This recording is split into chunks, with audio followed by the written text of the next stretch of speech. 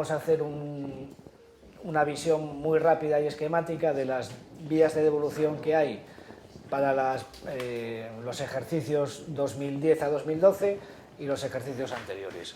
Este impuesto lo que gravaba era la venta minorista de determinados hidrocarburos, las gasolinas, el gasóleo, el fuelóleo y el queroseno que no se utilizase como combustible de calefacción.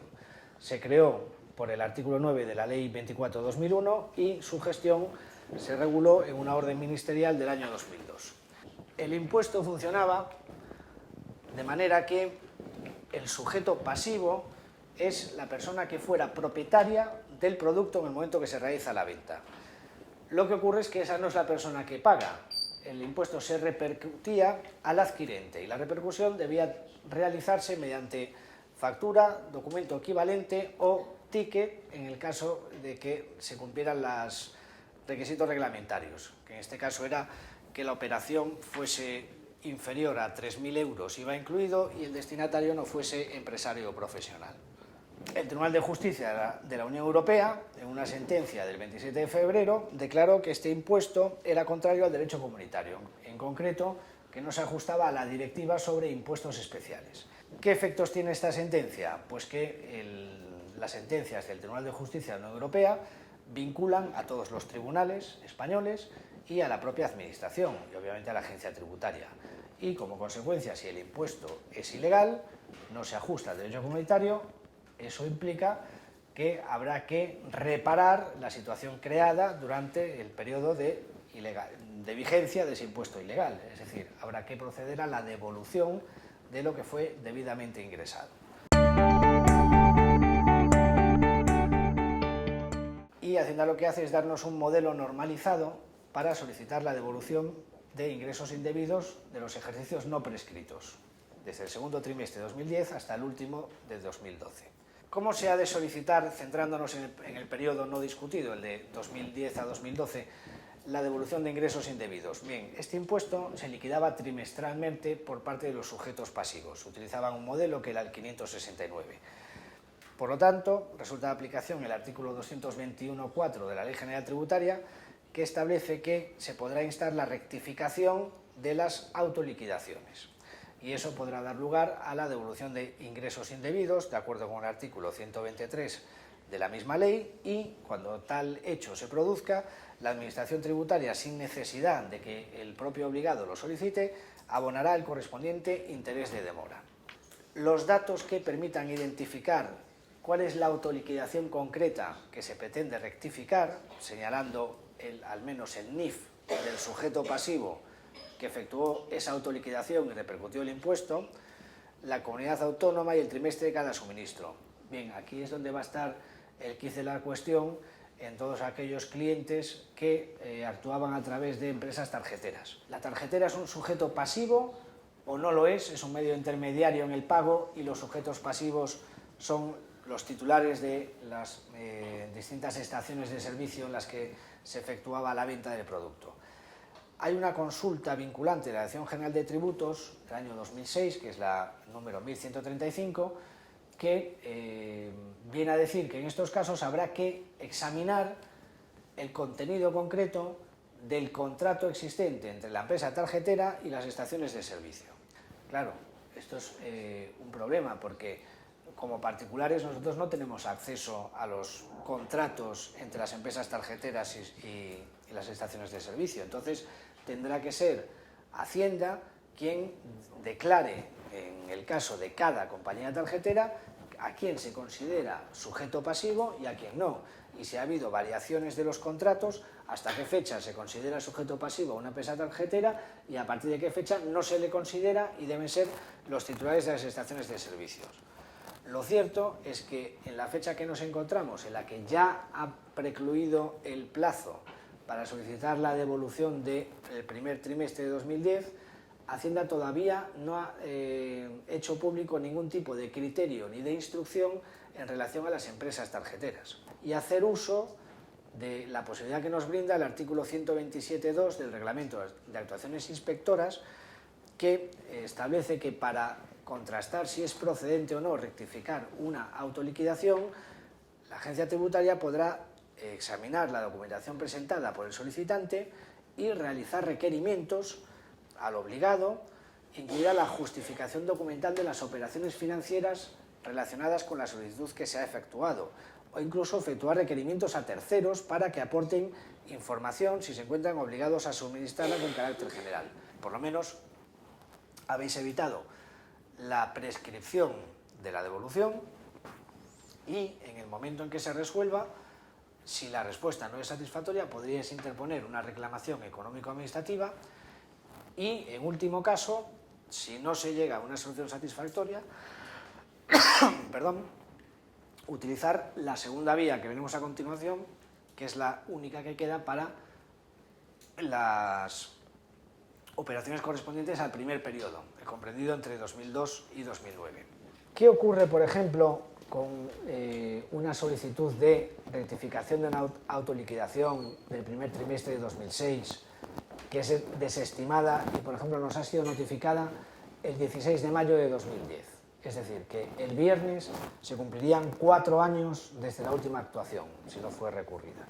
Lo que podemos hacer en este caso es solicitar la devolución de ingresos indebidos, reiterar esa solicitud que ya habíamos hecho en su día, alegando que no ha prescrito, y que, en caso de que se considere que es un acto firme y consentido, se le dé a ese escrito la consideración de recurso especial de revisión, que es el recurso que está previsto tanto en la vía tributaria como en la vía administrativa respecto a los actos firmes no recurridos en su día, que pueden ser objeto de recurso por causas tasadas, entre ellos la aparición de hechos nuevos que tengan influencia en el asunto.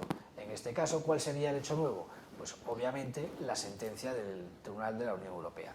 ¿Cómo se tramita la devolución de ingresos indebidos? El plazo máximo que tiene la Administración para resolver, como os decía, son 6 meses, después de descontar los periodos de interrupción justificados y los no imputables a la propia Administración.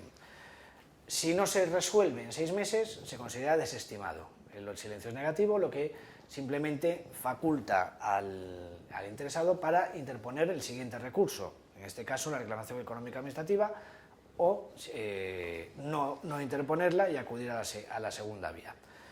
El modelo normalizado que está publicado en la página de Hacienda no es de uso obligatorio, es de uso voluntario. Por lo tanto, cuando tengamos un caso que presente particularidades, como las que acabamos de exponer de las empresas tarjeteras o de la solicitud por segunda vez de una solicitud que ya se había efectuado en su día interrumpiendo la prescripción, podéis utilizar no ese modelo, sino vuestro propio escrito. Si el céntimo sanitario hubiera sido previamente deducido como gasto en el impuesto de sociedades o en el impuesto de la renta del solicitante, de acuerdo con el criterio establecido en la consulta vinculante 2149-2013 de la Dirección General de Tributos, las cantidades que sean devueltas deberán imputarse ahora como ingresos en la base imponible del impuesto de sociedades o de renta de ese ejercicio en cuestión. ¿Esto qué produce? Pues esto produce que se reabre, se interrumpe, ya que habrá que hacer una declaración complementaria, el periodo de prescripción de ese ejercicio. También es cierto que, de acuerdo con la posibilidad que da el artículo 132, y para hacer más sencillo este trámite, sin perjuicio de que, como os digo, se interrumpe la prescripción, este trámite de hacer las rectificaciones que procedan, se podrán establecer, aunque están todavía sin desarrollar, mecanismos de compensación entre las cantidades a devolver por Hacienda y las cantidades que pudiesen resultar a ingresar en función de las declaraciones rectificativas de renta y sociedades. ¿Qué ocurre con el céntimo sanitario abonado entre los años 2002 y 2009 y en el primer trimestre de 2010 en caso de que el pasado 20 de abril como fecha tope no se hubiera solicitado la devolución? Y termina diciendo: por todas estas consideraciones resulta que no procede limitar en el tiempo los efectos de la presente sentencia. Es decir, más claro, agua. Entonces, ¿qué es lo que cabe? Si no hay limitación en el tiempo de los efectos de la sentencia, ¿cómo podemos reclamar el céntimo sanitario de ese periodo, 2002 a 2009? En la Ley 3092 tenemos el mecanismo de la responsabilidad patrimonial, que es las administraciones deben indemnizar a los particulares por los daños que estos sufran por un funcionamiento normal o anormal de la administración. Y uno de los artículos contenidos en esa sección, el artículo 139.3, habla de lo que se ha venido a denominar la responsabilidad del Estado legislador. La responsabilidad del Estado legislador no se agota en este supuesto previsto en la ley, sino que se ha ido haciendo una construcción jurisprudencial, tanto por el Tribunal Supremo Español como por el Tribunal de Justicia de la Unión Europea. Y de ello resulta que hay más supuestos de responsabilidad del Estado legislador, aparte de los expresamente previstos en la Ley 3092. Lo que dice el Tribunal Supremo es que una ley que incumpla derecho comunitario también hará surgir el deber de la Administración de indemnizar como supuesto de responsabilidad del Estado legislador. ¿Cómo se tramita esta reclamación de responsabilidad patrimonial?